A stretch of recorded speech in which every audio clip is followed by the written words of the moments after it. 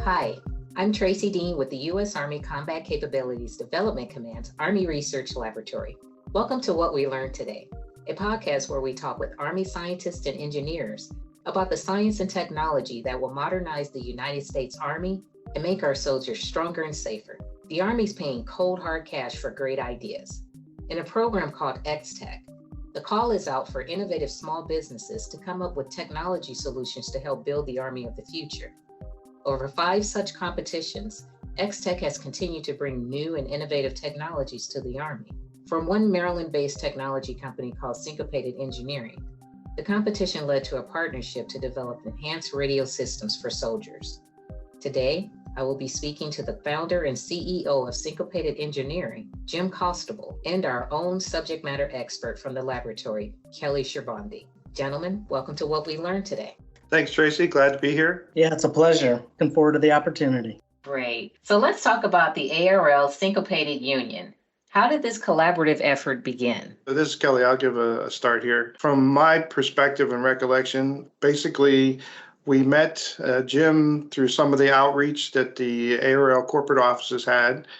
And Jim contacted us for a possible CRADA. That was the beginning of the early dating period, if you like, where we were trying to figure out how to get connected and how to make things happen. So for me, it was that early CRADA discussions and learning that they were just up the street and local and a lot of other good things that they had going on. So for me, that was a time frame that started everything off. Nice. Jim? We actually initially met at the ARL Open Campus.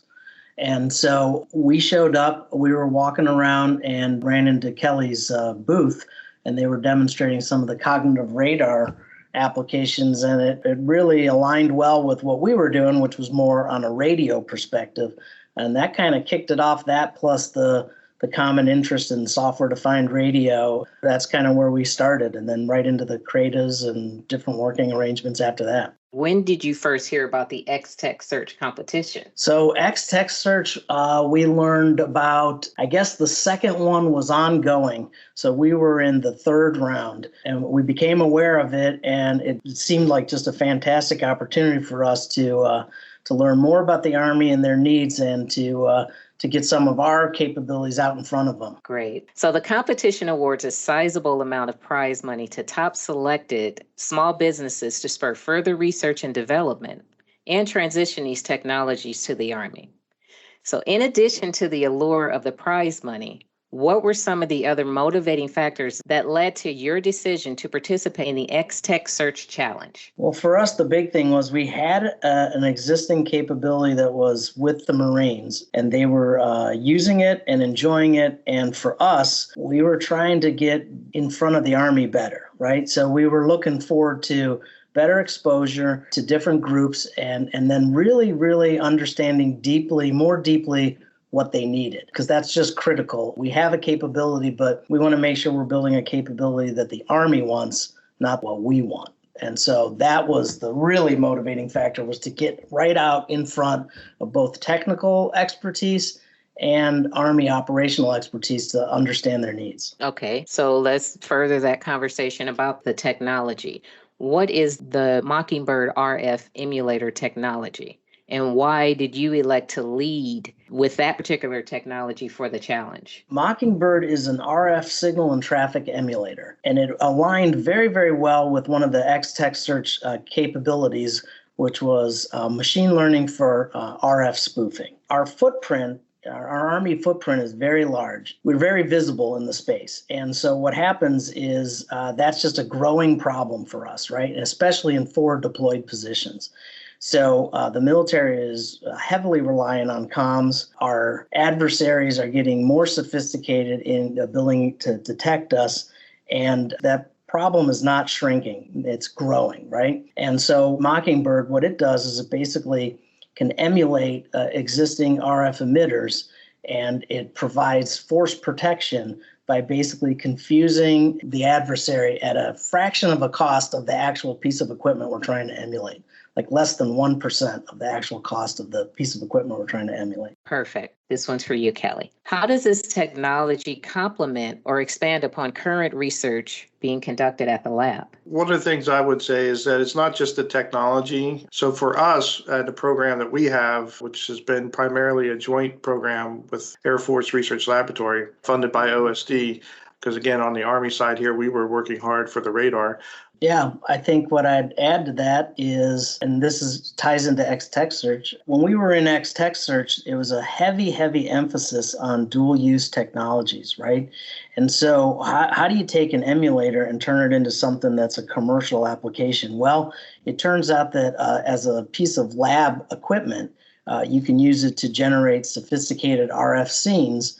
And those sophisticated scenes are now we're using as the source for Kelly's cognitive radar efforts. So now you're thinking about it as more of a lab grade system as opposed to a military grade system, but we still make it rugged, which means you can still take it in the field. So you can do field tests with this out in the field, and it provides both that RF scene generation and some basic spectrum analysis. Awesome. For Jim, so in addition to the Mockingbird RF emulator, are you able to tell us what Syncopated Engineering is working on now? Yeah, absolutely. So we are definitely extending the Mockingbird to do a couple of different things.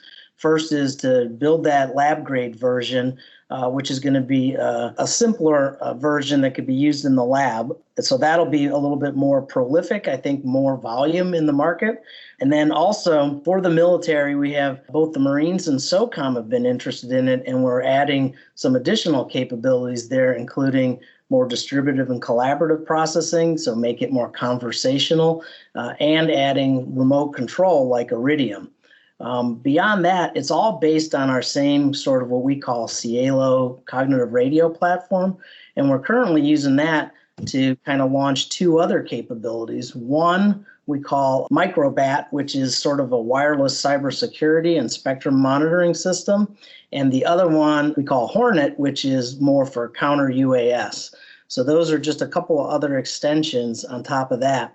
And then lastly, and this one's a very big one for us that we're excited about, is through SOCOM, we're working on an IoT application that has to build both little IoT devices and an IoT gateway. And what's interesting about that is it's going to get us into high volume, low cost production of these devices, which could play very well in the future if we wanted to go to the expendable version of a Mockingbird. Question for what's next? What is the expectation for the future of this technology? I believe you touched on that. What could it mean for the future Army and the soldier? I think Jim covered it for the technology that they're doing was unique or specific to xTech.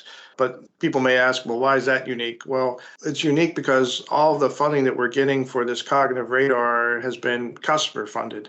So by customer, it's not mission money. It's funding from, someone who had to dig into their own pockets to fund it. So, that's a harder road to go down than to try and get mission funding per se. And so because of that, the customer funding comes with a lot of visibility and a lot of pressure, especially from the environment that we're in today where there's not a lot of monies to go around. So to have Syncopated, a small company from Maryland, start off, as you heard earlier on, being interested in that outreach from ARL senior leadership to getting in on a CRADA, and then we're funding Jim's company to help us with our current cognitive radar program and platform in regards to the cognitive radar research that we've got ongoing. Kelly and I would say, are kindred spirits in a lot of this stuff. We have to both find ways to get in front of new customers and rapidly bring capabilities. And, I just didn't realize how common that was for someone like Kelly's group, right? I mean, they're doing all this state-of-the-art research, but they have to find a way to get it out through the broader Army. And they can't spend, 40 years doing this. They have to try to get it out quickly. And so for us, that relationship has been amazing. We're right in there talking to them on very state-of-the-art research, not only at ARL, but throughout all their university partners.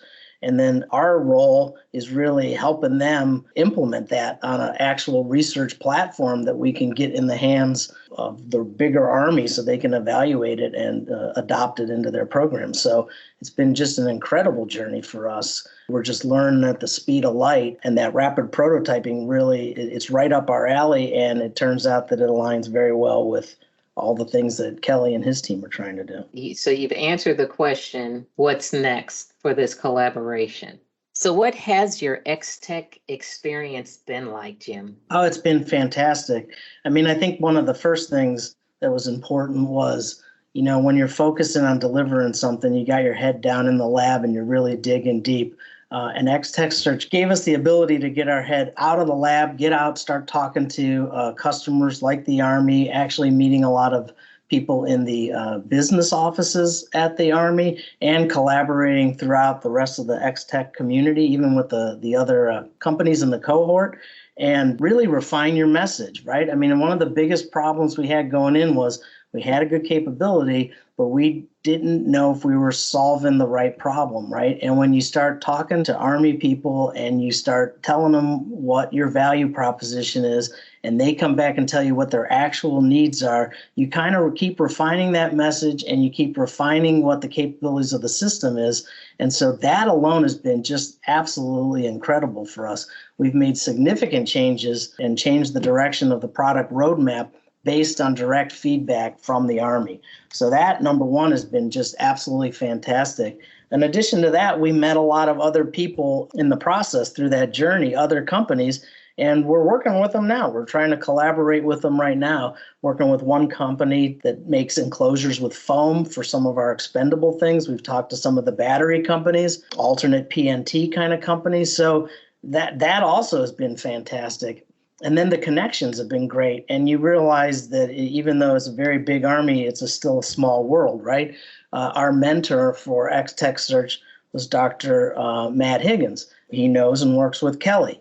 And then we met people up at Aberdeen and got a second CRADA up there for Mockingbird. And they're very familiar with some of the work that we're doing down at ARL and Adelphi. So and then we even bumped into somebody through Kelly's work with RF SOC that ties back to our original ONR SBIR that started all this cognitive radio thing. So you realize real quickly that it's a small world, and those opportunities to connect the dots just have been invaluable for us. You've been a very busy and popular man, I see. So let me ask you one last question on this. So overall, what do you believe has been the main benefits of xTech Search, and what would you encourage other companies who may be thinking about participating? Well, I highly encourage them to participate. Like I said, I think the main benefits were the fact that you get immediate and direct feedback on what you're trying to do. And if you listen, you can capture that and you can make a better product that the warfighter wants.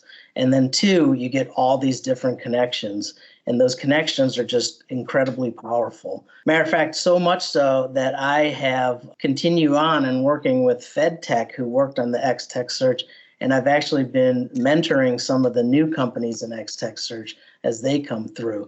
And so it's just an amazing opportunity for us, and I highly encourage others to join in. Kelly Sherbandi, subject matter expert in DEVCOM ARL's RF signal processing and modeling branch, and Jim Costable, founder and CEO of Syncopated Engineering. Gentlemen, it's been an enlightening experience. Thank you so much for taking time to speak with me today. Thank you, Tracy. I appreciate it. I've always enjoyed working with Kelly, and we're looking to a long and prosperous continuing relationship. And it's been a pleasure to have this podcast, my first podcast, so hopefully I didn't mess things up too bad, but I'll have to talk to other ARL staff so I don't get into trouble for getting you to say such kind words about me. But again, thanks very much, Tracy and Jim. It's always a pleasure working with everybody, and had a good time. Thank you. Well, thanks for joining us for What We Learned today. In upcoming episodes, we will continue discussions about the underpinning research that will build the Army of the future. Please consider liking and subscribing. Science is a journey of discovery, and we're glad you're along for the ride. For the Army Research Lab, I'm Tracy Dean.